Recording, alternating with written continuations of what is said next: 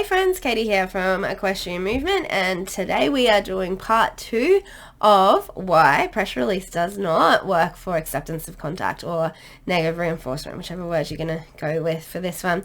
So in part 1 we went through some of our training theory and philosophy, and in this part we're going to go into the actual why it doesn't work.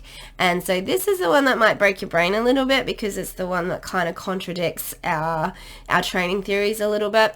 But our horses don't read the textbook, so we have to learn how to read our horses and then, try and fit them into the textbook, but we don't actually ever end up fitting them into the textbook rules. We're trying to just use those rules as guidelines to help us be better horse people, but remembering that our horses don't read the textbook, and so we need to be helping them with understanding what we're trying to get them to do. So firstly, we're going to start off with what we're talking about when we're talking about acceptance of contact. So acceptance of contact, again, is going to be our cueing and communication skills. So our cueing and communication skills fall into operant conditioning. By the time we're in the saddle, everything that we are doing with our horse is pressure release. So that's negative reinforcement. We're using our seat, we're using our legs, we're using our hands, we're creating an aversive that we're looking for our horse to seek the release of pressure from. I don't think anybody could say that the bit pressure is a positive thing for the horses, or leg pressure or anything like that.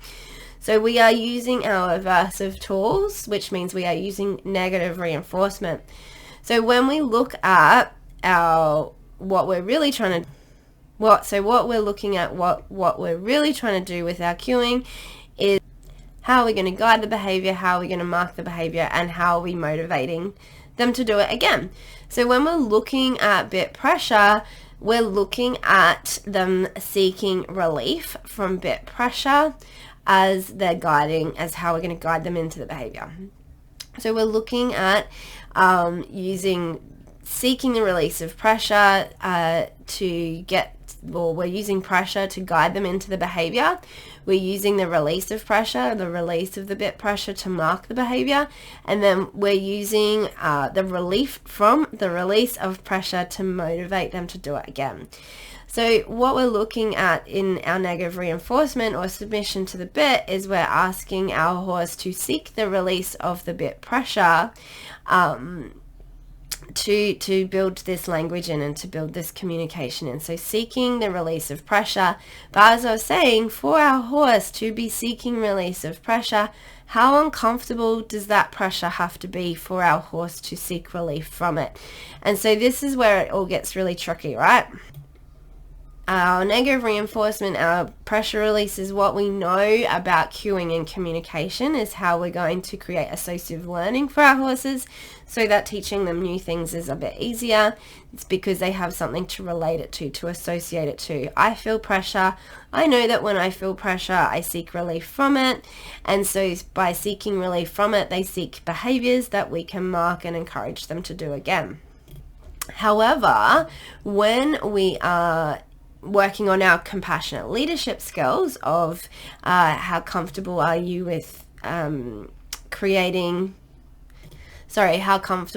giving direction, how well is your horse taking direction, and is your horse seeking direction? This is the bit, listen to it. If your horse is seeking the release of pressure, will they be seeking direction from you? If your horse is seeking relief from the pressure that you're creating, we're not creating a horse that is seeking direction from you. If we have a horse that is seeking relief from pressure, we do not have a horse that is seeking direction from you. They're seeking the pressure that you are creating goes away. So if we are getting our horse to seek direction from bit pressure, the bit pressure can't be uncomfortable. It can't be something that they're trying to get relief from. It has to be something that we are building trust and confidence in.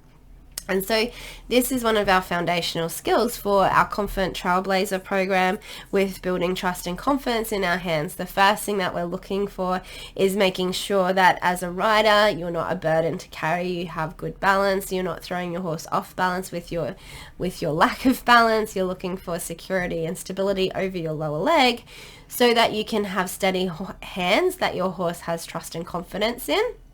And then how we have soft hands that allow our horse to follow direction from and seek direction from and build trust and confidence in. So in part 3 of this training video, we're going to actually look at how we teach the horse to seek direction from the aids. But it's really important that you get this part here. If your horse is if you're teaching your horse to seek relief from pressure, you're not going to be teaching them acceptance of contact. You're not going to be teaching them to seek bit pressure for communication, for direction. You're talking about submission to the bit. And so you might be saying, oh, Katie, that's like just semantics. They're just words. But these words change how we work with our horses. Our understanding of these words change how we work with our horses. And when we change the way that we work with our horses, the way that our horses work changes. So if we are working our horses for submission to the bit, what does submission to the bit mean? It means pressure release. It means negative reinforcement. We're guiding the horse's behavior by creating an aversive that they're trying to seek relief from. So the softness or the lightness of the contact comes from the horse working behind the bit, either a bit behind the bit or above the bit. And so they're still hollow. We're not engaging their top line. We're not engaging the thoracic sling if they're trying to evade the bit pressure. So that's again something that we're going to look at when we're working with the horse. But this is really critically important that you can get your head around why submission to the bit and why acceptance of the bit are very different. Submission to the bit is your horse is seeking the relief of pressure. They're seeking the release of pressure. So they're going to work behind the bit, or they're going to work above the bit, or they're going to be really heavy into your hands just trying to stabilize the bit in their mouth. When we have acceptance of contact, by that stage, we want our horses feeling comfortable with the bit pressure in their mouth. So we're making sure that they don't have any ulcers or any sharp points on their teeth, and we make sure that they have a bit that they like, that they want to hold in their mouth, and that they are going to seek for direction.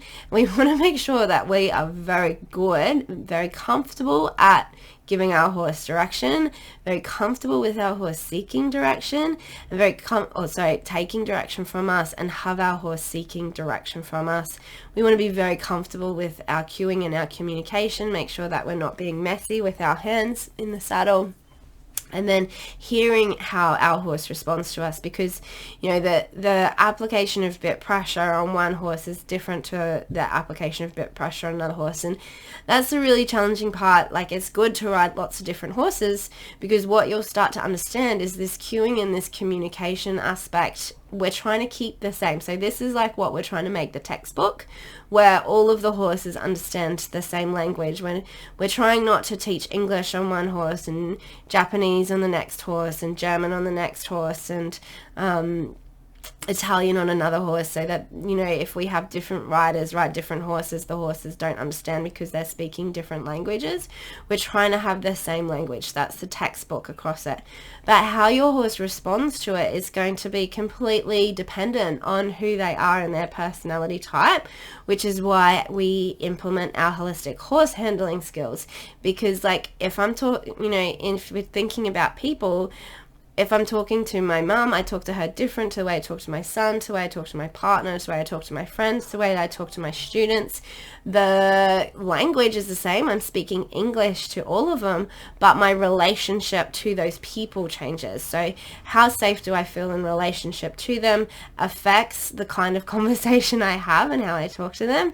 How comfortable I am with giving direction to those people, how comfortable they are with taking direction from me, and if they are seeking direction from me, that has a really big impact on whether they're going to do what I ask or not.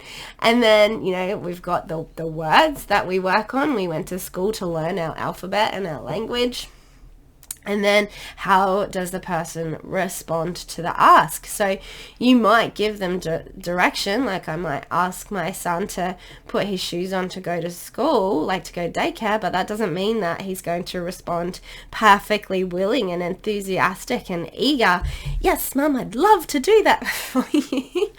So we can work on strategies that can increase his enthusiasm to take direction from me. So, we could do treat training to put his shoes on. We could create, a positive experience here for him to be able to take direction better. So this is really important to understand, and this is what we're looking at. Like, these are the pillars of our holistic horse handling program. Is if your horse isn't feeling safe, they are not going to take direction from you well.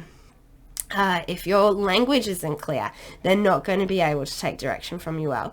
If they are getting frustrated because they need some practice with taking direction, or stubborn or anxious with taking direction, then we need to come back down and we need to work on our compassionate leadership skills. Give direction, give praise. Give direction, give praise. Give direction, give praise. Give direction, give praise. Do it on repeat until you and your horse are super comfortable and confident with each other, and you understand how you're going to present that language to them. If you don't know how you're going to use the language and build out that language with your horses, that's what our holistic horse handling program is. It's all of the lesson plans required for shaping your horse out from basically nothing through to into the saddle work. And then that's where we're looking at acceptance of contact. So by the time we are using application of bit pressure and we're using pressure release for our bit contact, we really want our horse not seeing bit pressure as an aversive, but as something that they have confidence in and trust in to seek direction from us. And so that's like, the brain blow part, right? Is, our bit is technically designed for negative reinforcement, pressure release. It's, technically designed to create pain, so that we have our horses seeking the relief from pain. And, that's where we can end up with problems where it's creating pain, and so they're trying to evade it. So we get a tighter noseband and then they don't move. And so then we get spurs and whips and drive them forward.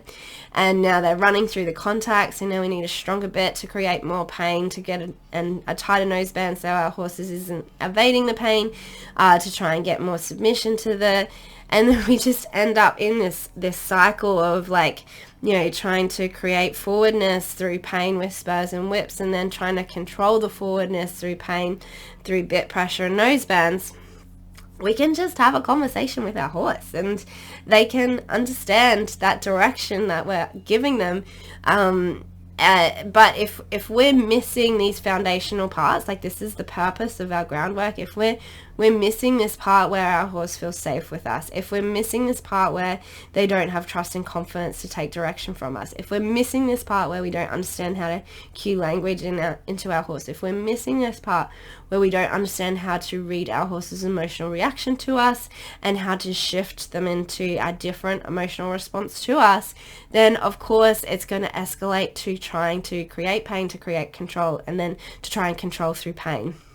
It's the only options we have left, because we are putting ourselves in a very vulnerable position on top of our horse where we are going to get hurt. And so if you are not paying attention to these things, then we are going to have spooky horses, reactive behaviors in the saddle. We are going to have bucking, rearing and bolting.